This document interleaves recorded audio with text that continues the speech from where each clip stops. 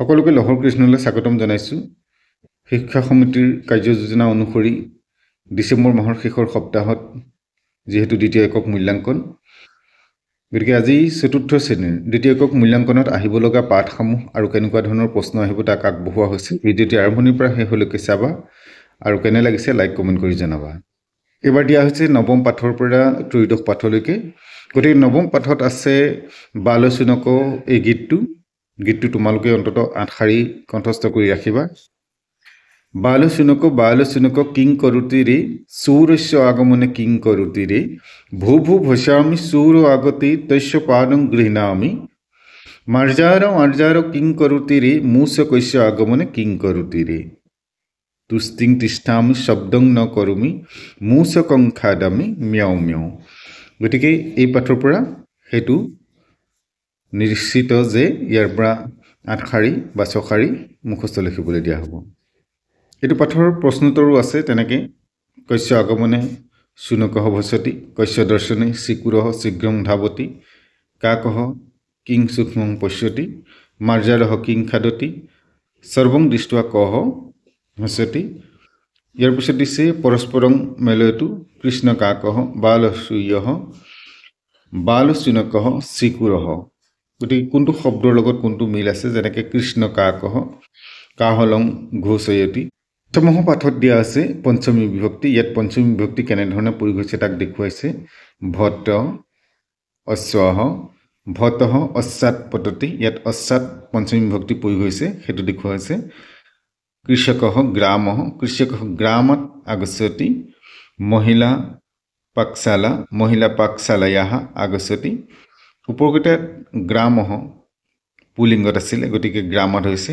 পাকশালা স্ত্ৰীলিংগ, সেইকাৰণে স্ত্ৰীলিংগত কেনেকুৱা হৈছে পাকশালায়াঃ আগচ্ছতি। মুনিবৰঃ নদী মুনিবৰঃ নদ্যাঃ আগচ্ছতি। তেনেধৰণে ইয়াত প্ৰশ্ন উত্তৰখিনি পৰ্যালোচনা কৰা হৈছে।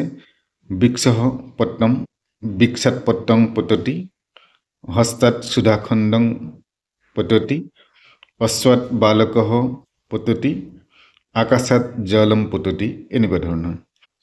অধ্যাপিকা পুস্তকালয়ঃ অধ্যাপিকা পুস্তকালয়াত আগচ্ছতি। ইয়াত দ্বিতীয় শব্দটোত পঞ্চমী বিভক্তি প্ৰয়োগ কৰিবলৈ দেখুওৱা হৈছে। ছাত্ৰাঃ প্ৰবাসঃ ছাত্ৰাঃ প্ৰবাসাৎ, গৱেষকঃ বিদেশঃ গৱেষকঃ বিদেশাৎ আগচ্ছতি। এনেকুৱা ধৰণৰ এইখিনি প্ৰশ্ন হ'ব। তাৰপিছতে দেখুওৱা হৈছে কস্মাৎ স্থানাত। এইটো কি হৈছে জনকঃ কাৰ্যালয়ঃ জনকঃ কাৰ্যালয়াত আগচ্ছতি। ইয়াত বন্ধনীত থকা শব্দটো কেনেধৰণে পঞ্চমী বিভক্তি হ'ব তাক কৰিব লাগে। গৃহম আছে গৃহাত, বিদ্যালয়ঃ বিদ্যালয়াত, নগৰম নগৰাত, গ্ৰামঃ গ্ৰামাত, মন্দিৰম মন্দিৰাত। এনেকুৱা ধৰণে হ'ব এইখিনি। গোটেইখিনি পঞ্চমী বিভক্তি প্ৰয়োগ কৰি বাক্যটো লিখিব লাগে। শেষত প্ৰশ্নোত্তৰ দিয়া হৈছে। ভটঃ কুত পততি, মহিলা কুতঃ আগচ্ছতি, মুনিবৰঃ কুতঃ আগচ্ছতি, মিত্ৰং কুতঃ আগচ্ছতি, আম্ৰং কুতঃ পততি। ভটঃ অশ্বাত পততি, মহিলাঃ কুত আগচ্ছতি, মহিলা পাকশালায়াঃ আগচ্ছতি, মুনিবরঃ নদ্যাৎ আগচ্ছতি, মিত্রং কুত আগচ্ছতি, মিত্রং গৃহাৎ আগচ্ছতি, আম্রং কুতঃ পততি, আম্রং বিক্ষাত পততি। একাদশ পাঠত দিয়া হৈছে সুভাষিতাদি। গতিকে ইয়াত কেইবাটাও সুভাষিত আছে। ইয়াত এনেধৰণে দিয়া হয় যে 2 নম্বৰ সুভাষিতটো লিখা বা 1 নম্বৰ সুভাষিতটো লিখা, এনেধৰণে লিখিবলৈ দিয়া হয়। গতিকে তাৰ কাৰণে তোমালোকে সুভাষিতখিনি মুখস্থ কৰোঁতে নাম্বাৰ অনুসৰি অৰ্থাৎ সংখ্যা অনুসৰি মুখস্থ কৰিবা যে 1 নম্বৰ সুভাষিত 2 নম্বৰ সুভাষিত কোনটো হয়। গতিকে 1 নম্বৰটো কেনেকৈ দিছে।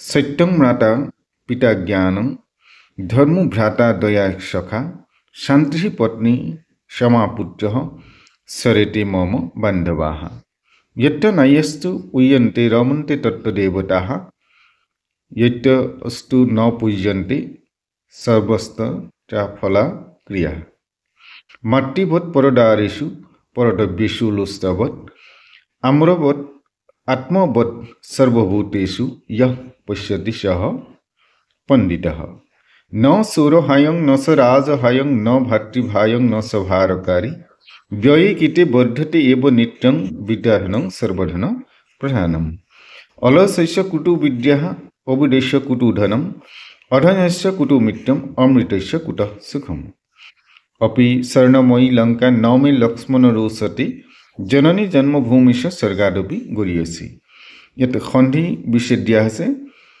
স্বৰেতি সৎযোগ এতে গতিকে ইয়াত দুই ভাগে দিব পৰা হয় সৎযোগ এতে বুলিও দিব পাৰে তেতিয়া স্বৰেতে লিখিব লাগিব আকৌ স্বৰেতে বুলি দিয়া হয় যদি তেতিয়া স্বৰযোগ এতে সন্ধি ভাঙি পেলাই দেখুৱা আৰু সন্ধি পতা নাইয়স্তু এইখিনি তোমালোকে ভাল ধৰণে চাবা সন্ধি ভঙা আৰু ইয়াৰ পৰা প্ৰশ্ন দিব পাৰি দ্বাদশহ পাঠত আছে সপ্ত ককাৰাহা ক আখৰেৰে 7টা শব্দ কেনে ধৰণে ইয়াত প্ৰয়োগ হৈছে তাক দেখুৱাইছে কুতহ কুত্ত কিমৰ্থং কিং কতিহি কদা কথম এইখিনি হ'ল ইয়াত ক আখৰে আৰম্ভ হোৱা প্ৰশ্ন সোধা শব্দ যেনেকৈ সুমেশহ নমস্তে প্ৰসাদং স্বীকৰোতু সুৰেশহ প্ৰসাদহ কুতহ কুতহ মানে কোৰ পৰা কুত্ত মানে কোট কিমৰ্থম মানে কি কাৰণে কিং মানে কি কতি মানে কিমান সংখ্যক কদা মানে কেতিয়া আৰু কথম মানে কেনেকুৱা বা কেনেকৈ সেই শব্দকেইটাকে প্ৰয়োগ কৰি তলত প্ৰশ্ন দেখুওৱা হৈছে শ্ৰীধৰহ পঞ্চবাদনে উতিষ্ঠতি গতিকে ইয়াত কেনেকুৱা হ'ব শ্ৰীধৰহ কদা উতিষ্ঠতি তৎফলম তৎকিম দীপাৱলী আশ্বিন মাসে अस्ति দীপাৱলী কদা अस्ति এনেধৰণে এইখিনি প্ৰশ্ন উত্তৰ তোমালোকে কৰিবা ইতিমধ্যে আমি আলোচনা কৰি আহিছোঁ এইকেইটা পাঠ তোমালোকে ভিডিঅ'সমূহ চাব পাৰিবা আৰু পৰৱৰ্তী পাঠ আছে শেষৰ পাঠটো হ'ল ত্ৰয়োদশহ পাঠহ সংখ্যা জ্ঞানম ত্ৰয়োদশহ পাঠ সংখ্যা জ্ঞানমত কি আছে 1ৰ পৰা কিমানলৈকে লিখা আছে 300 পৰ্যন্তম 30লৈকে সংখ্যা কিতাপ ইয়াত লিখা হৈছে ইয়াত সংখ্যাৰে আৰু আখৰে দুইটাই লিখিবলৈ তোমালোকে অভ্যাস কৰিবা একম দুই ত্ৰিণী চত্বাৰি পঞ্চশত সপ্ত অষ্ট নৱ দশ একাদশ দ্বাদশ ত্ৰয়োদশ চতুৰ্দশ পঞ্চদশ ষোড়শ সপ্তদশ অষ্টাদশ নৱদশ বিংশতি একবিংশতি দ্বাবিংশতি ত্ৰয়োবিংশতি চতুৰ্বিংশতি পঞ্চবিংশতি ষটবিংশতি সপ্তবিংশতি অষ্টবিংশতি নৱবিংশতি 300 অভ্যাসত আছে ৰিক্ত স্থানং পূৰয়তু মাসে দিনানি সন্তি মাসে ইয়াত সংখ্যাটো বহুব লাগে 300 দিনানি সন্তি অহং বৰ্ষীয়া अस्मि অহম 10 বৰ্ষীয়া বা কি বছৰ হৈছে এটো ইয়াত উল্লেখ কৰিব পাৰি সৌৰ জগতি সপ্তগ্ৰহাः সন্তি নষ্টগ্ৰহাः সন্তি কোনটো হ'ব গতি ইয়াত এনে ধৰণে প্ৰয়োগ কৰিব পাৰিবা সংখ্যাটো ইয়াত ব্যৱহাৰ কৰি দেখুৱাব লাগে সৌৰ জগতি অষ্ট গ্ৰহাः সন্তি মম গৃহে তোমাৰ ঘৰত কিমানজন আছে সেই সংখ্যাটো ইয়াত ব্যৱহাৰ কৰা বিদ্যালয়ত কিমানজন আছে তাৰ সংখ্যাটো মম ৰাজ্যে জিলা মোৰ ৰাজ্যখনত জিলা কেইখন আছে ইয়াত হেতু অন্তৰ্ভুক্ত হ'ব গতিকে এইকেইটা পাঠৰ বাবে এইকেইটা পাঠৰ পৰা এবাৰ মূল্যাংকন হ'ব পাঠসমূহ ভাল ধৰণে চাবা প্ৰশ্নোত্তৰসমূহ চাবা কিবা জানিবলগীয়া থাকিলে কমেন্ট কৰি জনাবা